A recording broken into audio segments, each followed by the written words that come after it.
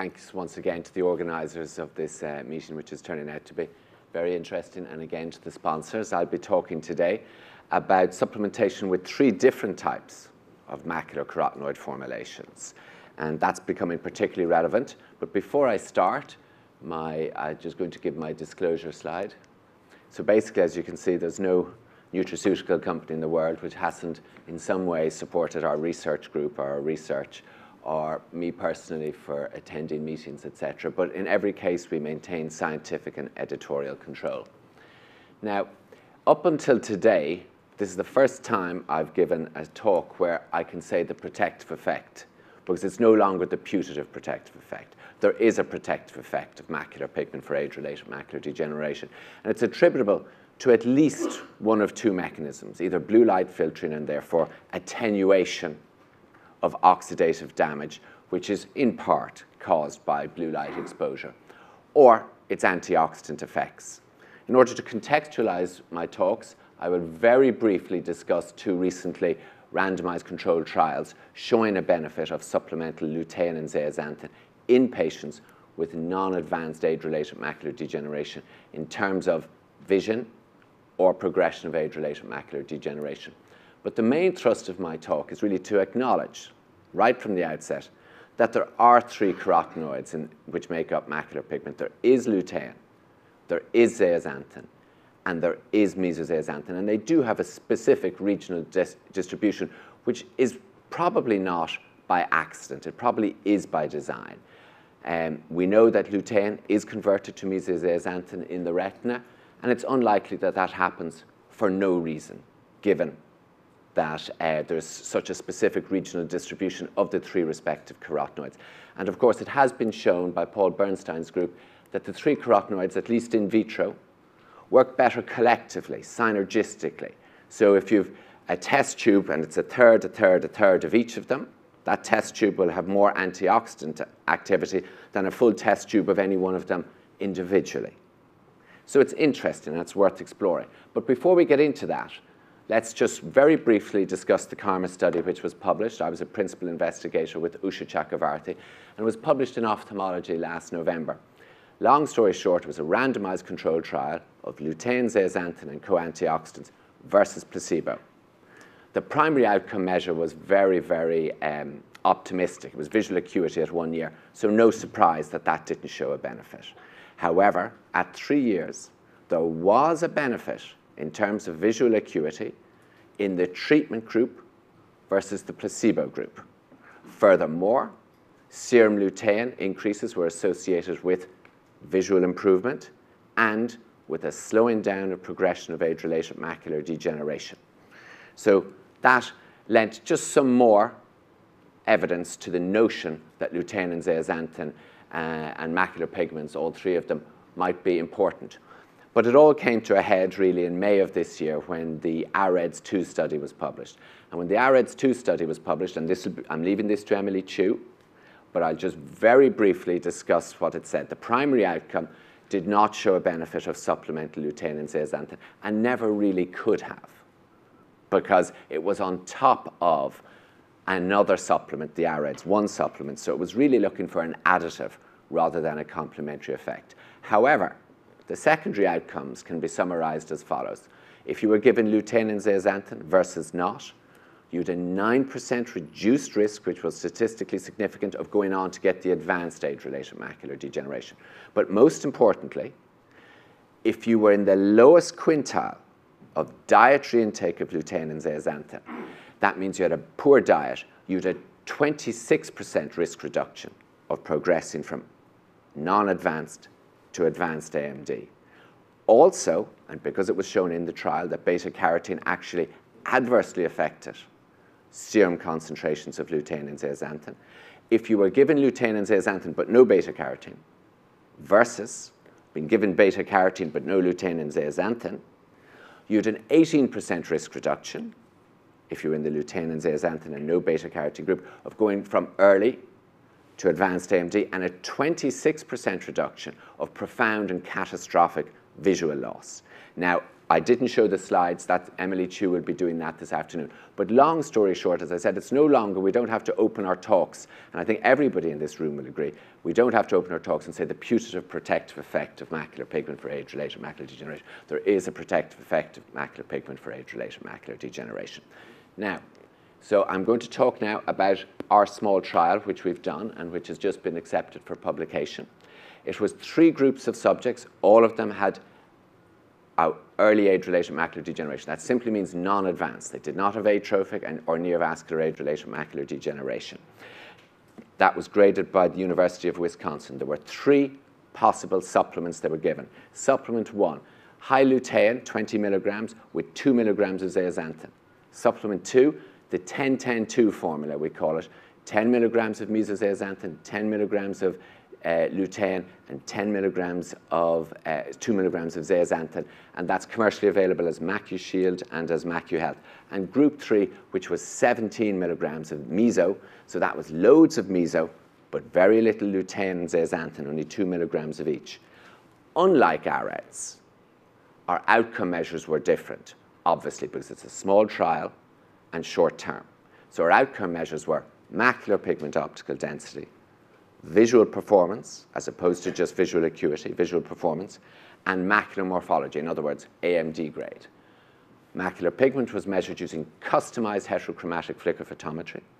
Visual performance, and I'm going to leave this to, there's publications downstairs which will explain how we did it. Visual acuity was using the logMAR chart, and contrast sensitivity was using the functional acuity contrast test at 5 spatial frequencies. We also did microperimetry, glare disability. I'm not reporting them today because they're not fully analyzed. Macular morphology, as in AMD grade, was assessed by the University of Wisconsin in a blind fashion, Ron and Barbara Klein, and they graded them, as I say, in a blind fashion. There were 67 subjects recruited, 52 completing 12 months analysis, 50 completing the 2-year analysis. There is 3-year data, which we have not yet analyzed. The intervention groups were comparable at baseline in terms of all the relevant variables, including baseline macular pigment optical density at each eccentricity, grade of age-related macular degeneration, visual acuity, etc. So here are the results. Macular pigment optical density at 12 months. Now, when you have small numbers like this, you're only, in order to get statistical significance, only large differences will be seen. So in the high lutein group, there was a significant increase at 1.75 degrees eccentricity, but not at the other, at 12 months. At 12 months, the 10-10-2 formula increased macular pigment at all eccentricities, as did the high mesozeaxanthin group.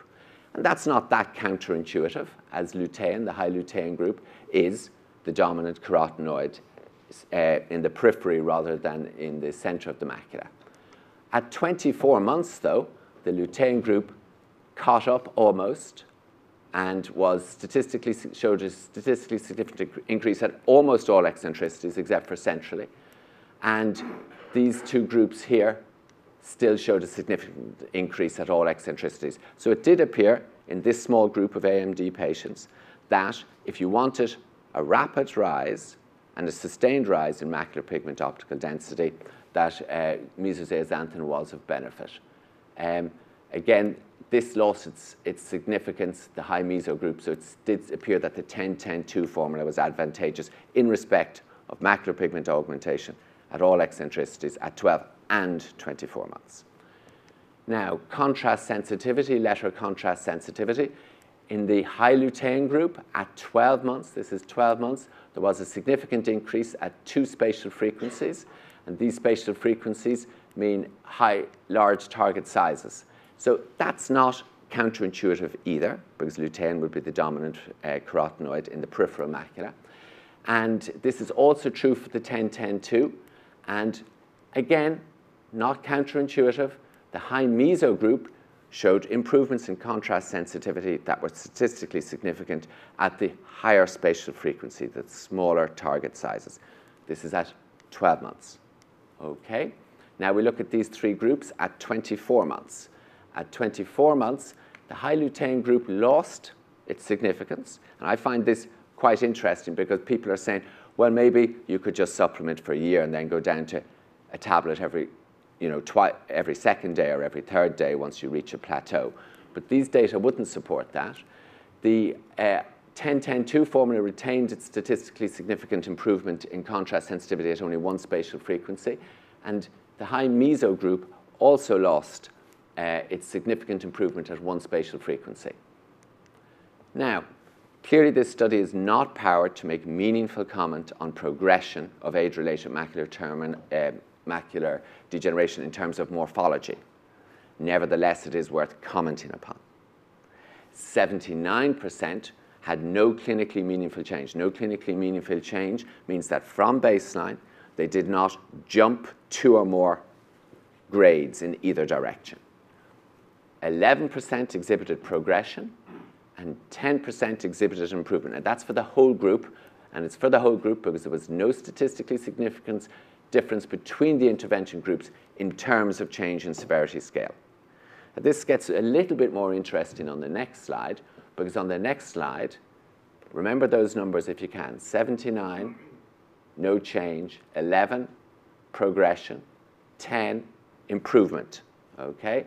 And this is the same data for the whole group combined, and it shows 90% no clinically meaningful change, 4% only exhibiting progression, and 6% exhibiting improvement. Now, if we just go back to the last slide, that meant that, and again, this is consistent with the KARMA study, where there was no improvement in visual acuity until year 3. So it's intuitive that it would take a while for the benefit to be seen. Then, and only 6% exhibiting improvement, and only 4% exhibiting progression, which is much less.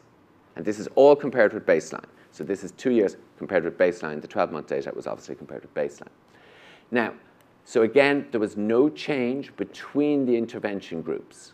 Now, what this tells me is very encouraging, because it shows that macular pigment augmentation, regardless of the intervention, appears to be working. Now, no subject progressed to late-stage AMD. Again, statistically, there's no way you could make meaningful comment on that. But it's still worth noting that this was taken from the same population as the KARMA study, southeast of Ireland, all Caucasian, where there was a 12% at 2 years risk of progression to advanced AMD. And that would translate in this group of 50 who were followed for 2 years, 6 progressing, and we got none. It's anecdotal, but it's worth reporting. We have some 36-month data which we have not analyzed, and here's a case graded by the Wisconsin Grading Center of just one large soft druze, and they graded it as grade 4. And 2 years later, the druze had disappeared without, and this is very important, without leaving atrophic changes, because drusen disappearing isn't always a good thing. You only want them to disappear if it leaves an unscathed retina. So again, anecdotal, but it's worth commenting on. Finally, at the 3-year visit, this is 36-month data, we can see macular pigment in 4 subjects, this is final data, is much higher than it was for our population to start with, which was an average down here of 0.2. So in other words, macular pigment augmentation with these formulations is working. It is increasing macular pigment, but it does appear to need sustained supplementation. So the main findings of my study are that macular pigment optical density does increase with the high lutein group, with the 10-10-2 MacuShield MacuHealth formulation, and the mesozeaxanthin group. In this group of patients with early age-related macular degeneration, to have an increase at 12 and at 24 months in a sustained fashion at each eccentricities, the 10-10-2 formula appeared to be best. Contrast sensitivity did improve in these patients with early age-related macular degeneration at various spatial frequencies in each of the 3 treatment groups. Again, to sustain that at 24 months, mesozeaxanthin seemed to confer some advantage. We can't make meaningful comment on macular morphology in this trial, but it does appear there's cause for optimism that with the slowing down of progression, that maybe macular pigment supplementation is going to once again be shown to be advantageous. The strengths of this study are that it did measure macular pigment, and that we didn't ignore one of the 3 macular carotenoids, and that we went beyond visual acuity. The weaknesses are clear. It's a small study with short follow-up.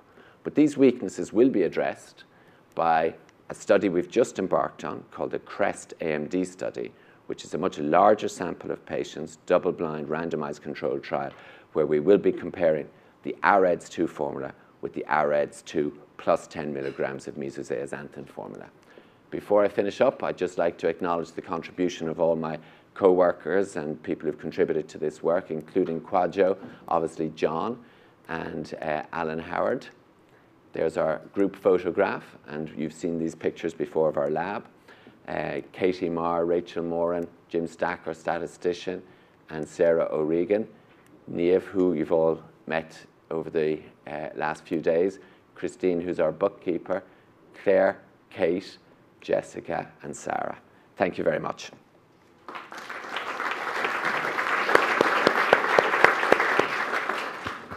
Okay. What questions are there? So I have a question for you. You emphasize mesozeaxanthin.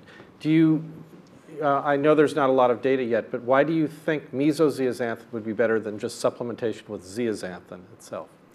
That's a good question, and I don't. Okay. Because I don't know. Okay. But the only way to do that is a head-to-head trial of similar doses. Yes. Which I don't know if there's such a formulation at the moment. But to answer the question as a scientist, you would have to give 10 milligrams of meso versus 10 milligrams of zeaxanthin, right, and check their profiles. Now, are you doing that in some of your other studies? No. Or no? No. Okay. The answer is yes. Perhaps I'd like to comment. Mesozeaxanthin has been around probably for about 20 years now. You can buy it. The trouble with zeaxanthin is only rather relatively recently you could actually use it for human studies. Now it is available, and I think we are actually doing studies with it, and I think it'd be worthwhile seeing if zeaxanthin is in fact equivalent to MZ in this type of work. One thing I say is the price of MZ is in fact much cheaper than that of zeaxanthin because of the production costs. It's so easy to make mesozeaxanthin. All you have to do is take lutein and heat it with potassium hydroxide. The other way, you have to it's more complicated technology, which leads to greater expense. Okay. Yes. I was wondering going forward in the Hold on a second. whether you're going to be using the Maculogics AdaptDX device. I have a couple of slides to show on that later this afternoon, which is shown to have much more sensitivity and specificity than contrast sensitivity. Although contrast sensitivity is very nice for describing the visual system, it's clouded by neurodegenerative disease, it's clouded by cataract and glaucoma. It's a very non-specific visual function test and of lower sensitivity and specificity than the Maculogics AdaptDX, which has been approved for dark adaptometry and probably will be approved for specifically AMD diagnosis. I'm going to let the gentleman beside you answer that. The answer is no. The methodology has been published in terms of what we plan to do, and contrast sensitivity is the primary measure in that. So the quick answer is no. The accumulation of mesozeaxanthin and also the dietary zeaxanthin is obviously through the circulatory system. Do you know of any study, perhaps including yours, that shows the relative bioavailability of meso versus the dietary zeaxanthin, or any interaction between the two? We published a study, it was in the British Journal of Nutrition last year, and Katie may want to come in on this here. Rachel, if you want to bring the microphone. Long story short, we supplemented, and Katie knows the details better than I do, but we supplemented with the same formulation in the same group of patients and looked at serum bioavailability. And that was the study where we inadvertently found mesozeaxanthin in the serum of people supplemented with high lutein. And that prompted us to go back and look at that high lutein formulation, I think it was ultra lutein, where it did have a small degree of mesozeaxanthin, but I'm digressing. Long story short, best serum bioavailability was with the 10-10-2 MacuShield, MacuHealth formulation. Do you want to come in on that, Katie? Yeah, no, the group 2 definitely performed better in terms of serum response in that paper. What we did notice with the group 3 formulation, which if you looked at Professor Beatty's slides, was a high meso supplement with 17 milligrams of mesozeaxanthin, 3 of lutein, and 2 of zeaxanthin. The zeaxanthin and lutein were a little bit muted in response in that supplement, as you'd expect. The mesozeaxanthin and zeaxanthin structures are so similar that they're bound to compete because they go into the same areas. So I think if you had a supplement like that, you mute the zeaxanthin levels because there's too much competition between mesozeaxanthin and zeaxanthin. But as Professor Beatty said, you do need to have a study where you can match them head-to-head with a similar dose as well, and potentially a combination to see if you get a similar response in serum. Sean? Oh. So 4% improved in macular morphology after 2 years, is that right? Yeah. I'm just interested in your thoughts.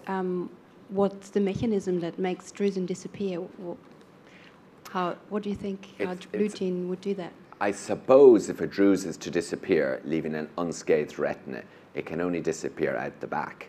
So it must go through Bruch's membrane, and the retinal pigment epithelium must be stimulated to remove those waste products that are drusen.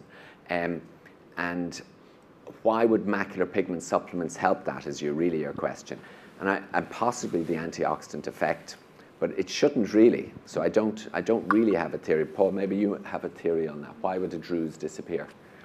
It's a very hard thing to say. Drusen do come and go. Sometimes they leave atrophic changes behind, some they don't. I would say that the example that you showed was pretty unusual to see one large druse and essentially a normal looking retina there.